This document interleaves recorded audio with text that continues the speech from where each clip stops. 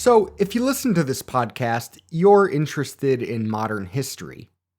Maybe not like super modern history, but at the very least, the so called modern period. But if you're also into medieval history, one of the things you might like about it is heraldry, and in particular, armory. That's the system of the coats of arms you sometimes see. Kings and queens have them, nobles have them. Heck, many of you listening probably have some family lineage that has a coat of arms attached to it. But why? Was it just vanity, or did having a coat of arms have some useful purpose? Well, imagine you were a knight about to go into battle. The king rides up to give an inspiring speech. But unless you were quite the accomplished knight, and you've met the king, you might not recognize him. It's so difficult for us to conceive of this. I mean, we all know what Queen Elizabeth II looks like, right? Just like we all know what Prime Minister Boris Johnson looks like, and President Donald Trump, and Angela Merkel, and Xi Jinping, and Vladimir Putin, and so on. We even know, more or less, what the old kings and queens of Europe looked like. There were paintings made of them, after all. But in the Middle Ages, most people wouldn't have access to a painting of their sovereign, to say nothing of all the other dukes and lords and knights and archbishops and whatnot.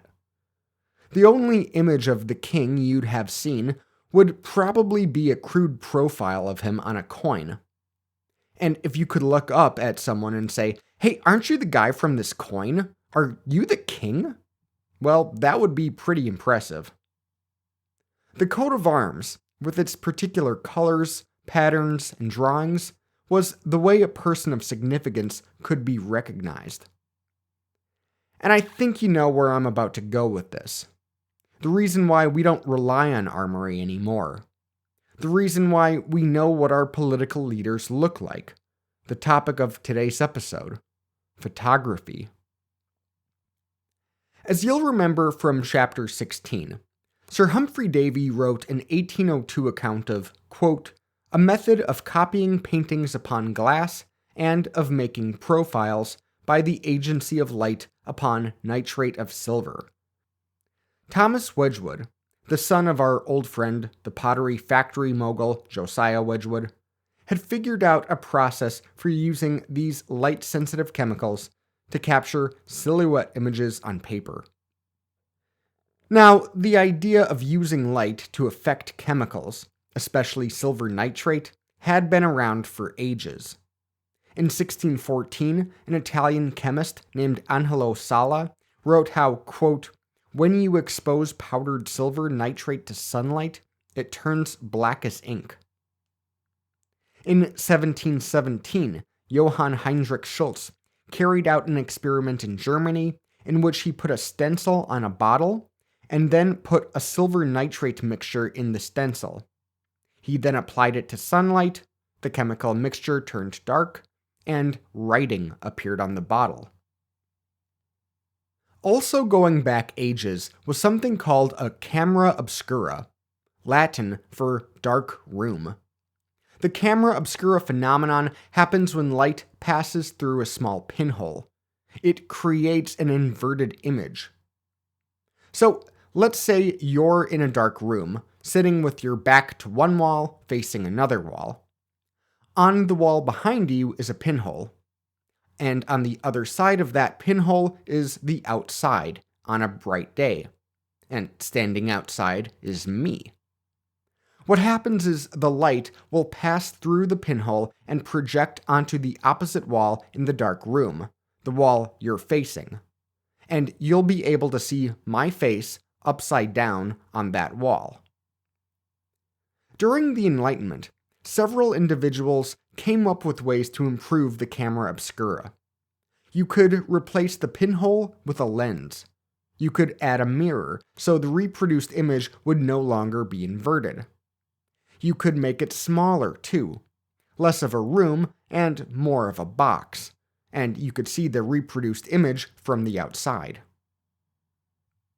Thomas Wedgwood, it seems, was the first to conceive of using silver nitrate and a camera obscura to capture these reproduced images as photographs. But the experiments were pretty much failures. He couldn't figure out how to make the different features of an image copied with the right intensity. Unbeknownst to him, he was using the wrong materials and exposing negatives to too much light. If he had had longer to experiment, he may have been able to fix these problems. But since childhood, Wedgwood had always been in frail health. In fact, the reason he met Davy was a stay at the Pneumatic Institution in Bristol, where he tried the experimental medical treatments they provided. But it didn't work. He died in 1805 at the age of 34. But where Thomas Wedgwood failed, others would succeed. And by the end of the First Industrial Revolution, several scientists had figured out solutions to the problems Wedgwood encountered. And they began producing the first true photographs.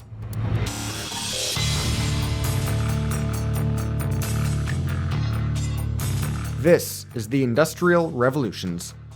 Chapter 37, Photography.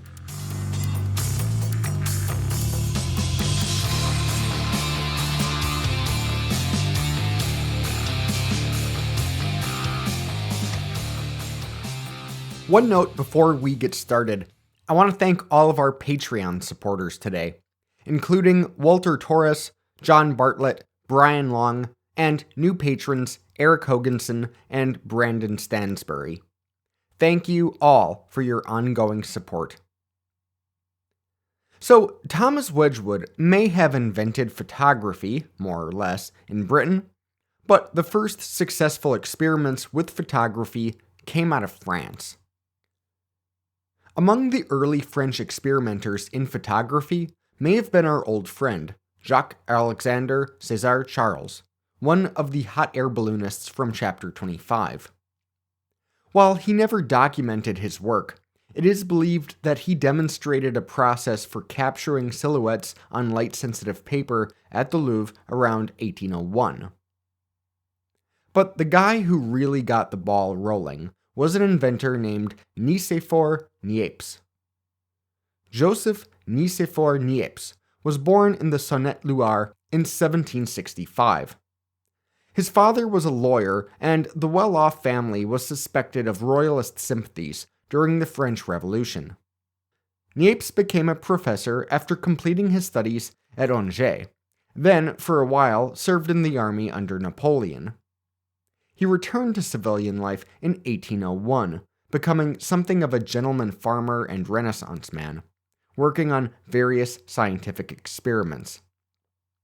Among other things, Niepce and his brother invented the first workable internal combustion engine, new water pumps, and an early version of a bicycle. But his most important work, the crux of his legacy, was in photography. As early as 1816, Niepce had figured out how to capture small images on paper using a camera obscura. The paper, coated with silver chloride, produced a negative, dark where it should have been light, light where it should have been dark. Overall, a rather impressive result. He continued experimenting and developed a process he called heliography. He would dissolve bitumen of Judea in lavender oil, then lightly coat that substance on a slab of stone, sheet metal, or glass. Then an engraving could be placed over the slab surface and exposed to sunlight. After some time in the sun, the engraving would be removed and the solvent would be washed away. What remained was the hardened bitumen, from which could be used to create prints on paper. A couple of these sun prints still survive today.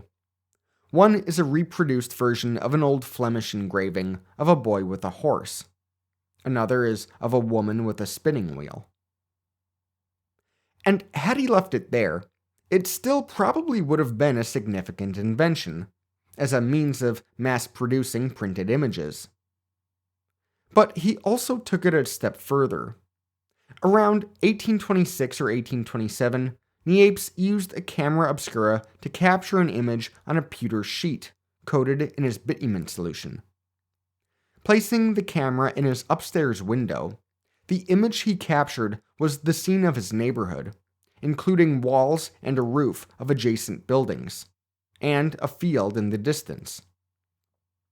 This image, the view from the window at Le Gras, is generally recognized as the first ever photograph. And you can see it this week on social media by following @IndrevPod on Facebook, Twitter, or Instagram. That's @IndrevPod. Now, despite being the first photograph, this process did not make modern photography viable. For one thing, the view from the window at Le Gras took several hours to produce, nothing like the quick snaps to take a photo we know today. In fact, Niepce never would make the process viable. But in 1829, he partnered with an artist to carry out additional photography experiments, and that artist would make the dream of photography as we know it a reality. Louis-Jacques Mondet Daguerre was born in the Val d'Oise in 1787. After working for some time as a revenue officer, Daguerre began a career as a painter, specifically in set designs for operas. In 1822, he opened the Diorama in Paris, an exhibition of pictorial views, with various effects induced by changes in the lighting. And apparently this work caught the attention of Niepce, who reached out to him to form a partnership. Daguerre agreed, and for about 4 years, the two men worked together to improve on the technology. Then, in 1833, Niepce died before he could see any practical improvements come to fruition. But in those 4 years, he had successfully passed the torch to Daguerre, presumably teaching the painter his secret process of heliography. Daguerre continued experimenting, and at some point, like Sala and Schulze and Wedgwood had, he realized silver nitrate was a really useful chemical for capturing the effect of light. Using an iodized silver plate in a camera and exposing it to the light, he could capture photographs like Niepce. But this process still took hours. At some point, though, he realized he could take a faintly developed image and expose it to vaporized mercury and finish with common salt. This chemical process significantly sped up the time needed for creating a photographic image. Instead of several hours, it now took only 20 minutes or so. In 1837, Daguerre took one of the first photographs using this process. It features a shelf with several plaster casts sitting on it, including a couple with cherub faces. On the wall next to the shelf hangs a small painting and a wicker wine jug. The next year, Daguerre took a new photograph. Like Niepce, it was taken from an upstairs window. This one overlooking a street in Paris. This view of the Boulevard du Temple is much, much clearer than the view from the window at Le Gras. But none of the traffic in the street is visible, since it moved a lot faster than the photo took to create. Yet in the lower corner, you can see two figures, one man giving another man a shoe shine. They had been there long enough to show up in the final image, and we don't know their names, but it is believed they were the first ever photographed people. Then, in 1839, Daguerre launched a publicity campaign. He released a manual outlining the process he developed for creating a daguerreotype, the word he used for these photographs, while a politically connected scientist friend of his named François Arago announced the breakthrough to a joint meeting of the French Academy of Sciences and the Academy of Fine Arts.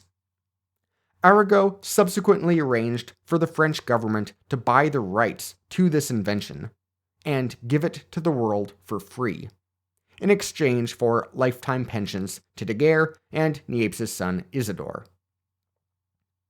And the invention spread like wildfire. For example, just a couple of months later, all the way over in Philadelphia, Pennsylvania, a lamp manufacturer and chemistry hobbyist named Robert Cornelius took perhaps the first ever selfie. Dozens of portrait photos followed on both sides of the Atlantic. Throughout the 1840s, then, millions of daguerreotypes were produced in France and across the world. And they produced a flurry of both positive and negative reactions from a public mystified and enthralled by the breakthrough. As the atomic chemist Jean-Baptiste Dumas wrote to Daguerre, quote, "It strikes me as one of the most happy and fertile inventions of genius.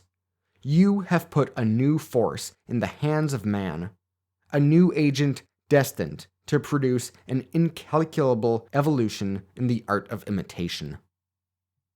But little did Daguerre know, at the time, another inventor was putting the finishing touches on his own long-developed photographic process up in England.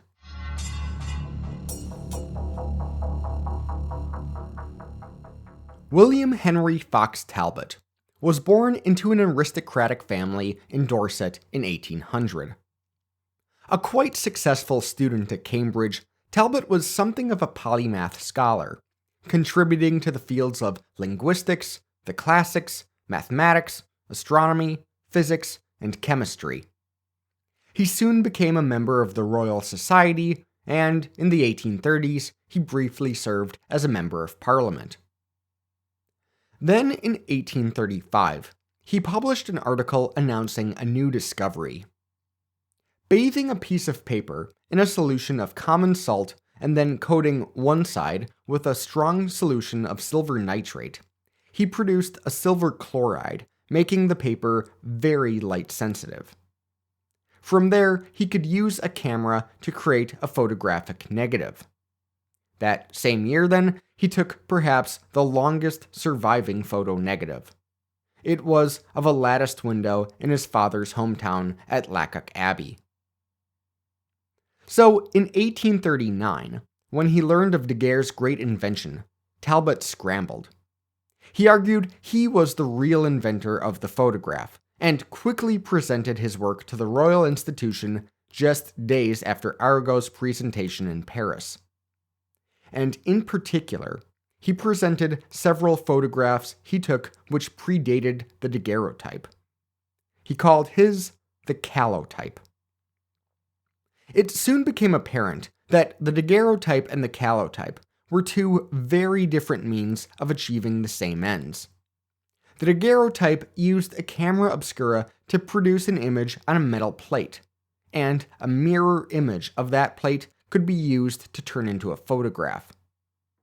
The calotype used a camera obscura to produce a negative image on paper, and then, by essentially using the same process again, it could be turned into a positive photograph.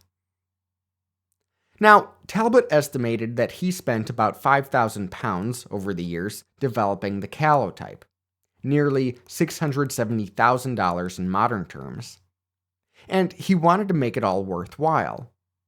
So, after patenting his process, he developed a very aggressive licensing scheme which hardly made it worth it to consumers, especially with the daguerreotype available as an alternative. But eventually, photographers realized the true value the calotype held over the daguerreotype. The same negative could be used over and over to produce huge quantities of positives. Photographs could be mass-produced. The technology used in photography continued to improve in the 1850s and onward, especially when it came to how long it took to take a photograph. And as it did, it had a tremendous impact on the way we see the world.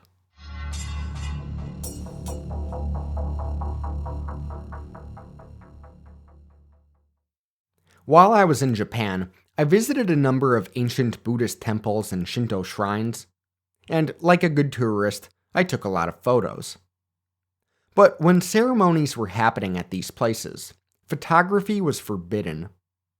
In fact, in Kyoto, I saw a very special Shinto ceremony with musicians and a dancer holding a small tree branch, with everyone wearing traditional clothing. Several people in the crowd just couldn't help themselves and got out their cameras. But when they did, a security guard would hold up a long stick with a no photography sign at the end of it and stick it out into the crowd at the person with the camera. Why? I mean, we know why. There's a sense that photography cheapens the holiness of the ceremony, like it's just another tourist attraction rather than a sacred practice. But still, why? I think we as humans have a relationship with photography that's more peculiar than our relationships with other inventions. It's like we're looking at ourselves in the mirror. But not just looking at ourselves in the mirror, it challenges our views of ourselves, in particular, our memories of ourselves, our estimations of ourselves as individuals and as nations. Human memory is pretty terrible, and we're all predisposed to remembering ourselves as the heroes in the narrative stories that are our memories. It's tougher to do that if you've committed atrocities. Possessing the photographic evidence of, say, slavery or the Holocaust puts our history in a different perspective. If you take Yuval Noah Harari's view that humanism is a new, almost universal religion, I think it's fair to say that photography is a major reason for its success. By the 1840s, as photography was spreading, the first photojournalists popped onto the scene, documenting the Mexican-American War and the Second Anglo-Sikh War. In the 1850s, the photographers Roger Fenton, James Robertson, and Felice Beto documented the Crimean War for the British newspapers. For the first time, the public began seeing evidence of battlefield destruction, and in the Indian Rebellion of 1858, started seeing images of dead soldiers. Similar developments came in the US Civil War, when photographers captured images of generals and ordinary soldiers alike in portraits, the terrors and glories of the battlefields, and the shocking misery of war hospitals. Photographs were made of famous individuals, too. King Louis Philippe of France was photographed in 1842. Queen Victoria of Great Britain in 1844. James Polk became the first sitting U.S. president to be photographed in 1849. By the 1850s, photographers were also snapping pictures of the technological progress around them. In addition to the portraits of Crimean War heroes and beautiful landscapes, the pioneering British photographer Robert Howlett also captured photos of the massive SS Great Eastern and its builder, Isambard Kingdom Brunel. Shout out Chapter 34. The world's first working railway suspension bridge, from the US to Canada at Niagara Falls, was photographed in 1859 as a train moved along it.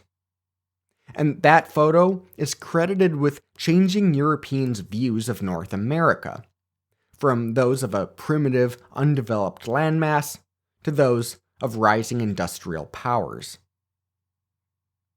And the ability to mass-produce images that way means we're all more familiar with our greater world, and indeed greater universe, than we would have been before. Think of some of those iconic photos we've all seen. The Wright brothers launching the first airplane at Kitty Hawk. The shocking conditions of New York City tenement housing, documented by Jacob Riis. Tommie Smith and John Carlos raising their fists at the 1968 Olympics in Mexico City. The Hindenburg disaster. The migrant mother in rural California during the Great Depression. Tank Man, the day after the Tiananmen Square massacre. 11 construction workers eating lunch on a beam hundreds of feet in the air during their break while building a skyscraper. Brandi Chastain taking off her jersey top after scoring the winning penalty kick in the 1999 Women's World Cup. The monk, Thich Quang Duc, setting himself on fire in the streets of Saigon. And of course, Earthrise. I think it goes without saying, and even maybe without too much explanation, that these images have had a profound influence on how we see the world we inhabit. They've shattered our illusions about human limitations, and they've challenged our views on human rights, the roles of women, and more. But on a more basic level, photography has provided each and every one of us the means to document our own lives. Before photography, you would have needed to pay a painter a lot of money to capture your likeness in a portrait for posterity. But with the flash of a camera, you no longer need to be rich and powerful to do that. Anyone can get their image made, look back on it later in life, and pass the memories on to their descendants. As Don Draper put it when pitching Kodak in an early episode of Mad Men, quote, "It's a tinge in your heart far more powerful than memory alone. This device isn't a spaceship, it's a time machine. It goes backwards and forwards. It takes us to a place where we ache to go again." End quote. And while he is a very much fictional character, Don Draper conveniently leads me into our next topic: the means with which the increasingly industrial world began selling the goods it was producing en masse. Advertising. Next time on the Industrial Revolutions.